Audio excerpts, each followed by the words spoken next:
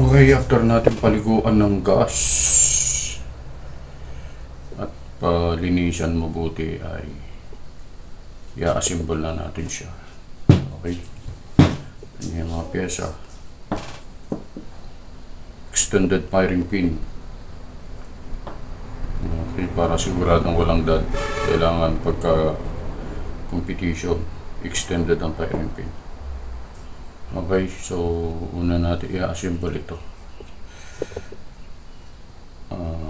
Frame.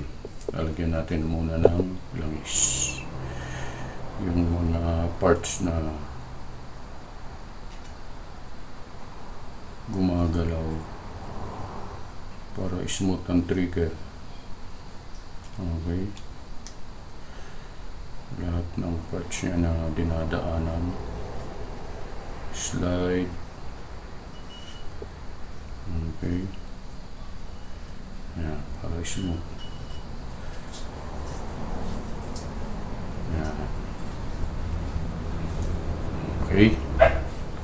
Oh, may langis na. Yun o. And then, ito. Lagyan natin ang langis to. Ayaw muna natin yung firing pin, spring, firing pin block. Ito yung firing pin block. Oops.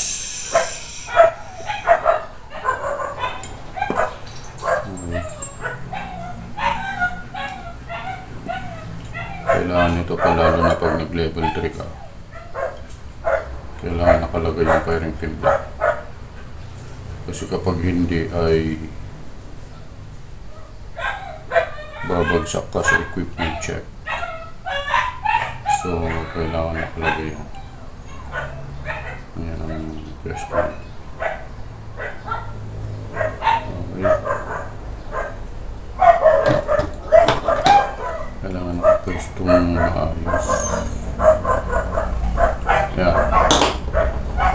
And then, lagyan na natin yung firing pin.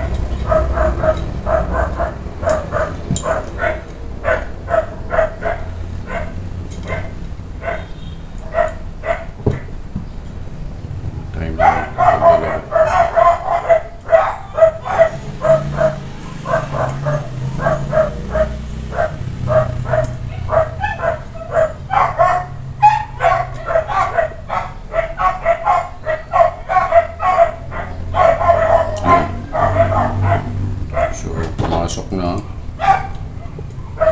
yung ating firing pin. Lagyan natin yung firing pin stock.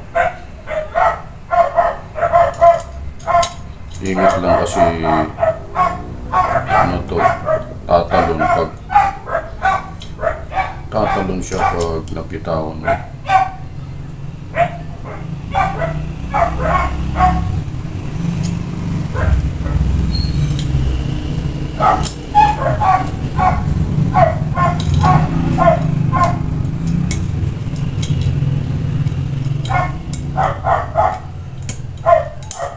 Okay, ayun na yung ating firing pin block. Okay na. So ang next move natin ay lalagyan natin ng langis muna itong mga parting to, kasi dyan dumadaan yung barrel, dito sa parting to, tsaka dito sa parting to.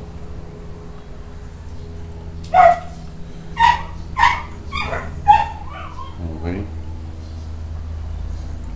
Ayan.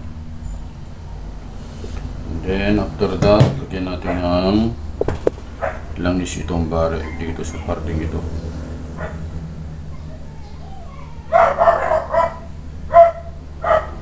Slide stop na. And then dito. Importante na lagyan na dito ng langis. Okay, tsaka dito.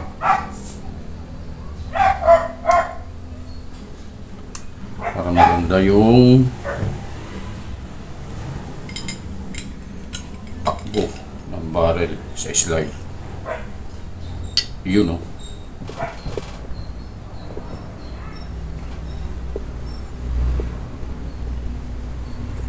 Okay.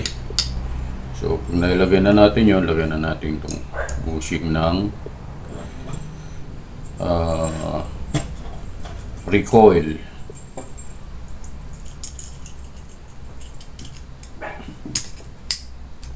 Yun.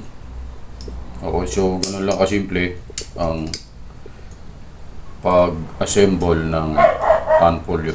Ano yung barrel, oh. Yung mga bagong tanfolio kasi latest edition, hindi na ganito. Halos nakasagad na lang, pero ito mahaba siya, so maganda to. Mas maganda. Okay. And then natin to langis. Importante yan.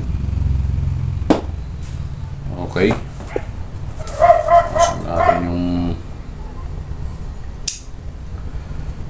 lagyan din natin ng konting langis to para umudulas eh.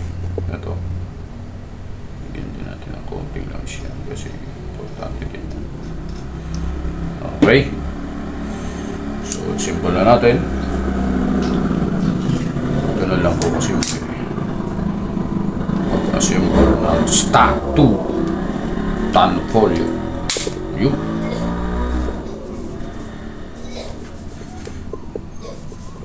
Kung may kumalat na lang sa katawan,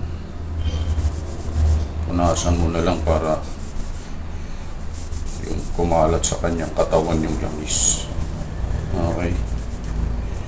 So, yan. Na-assemble na natin. Okay. You know. Ito.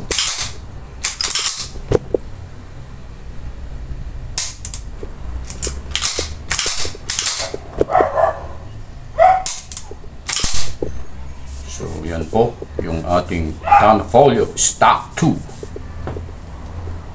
Ayan, may mga ganyan-ganyan na yan kasi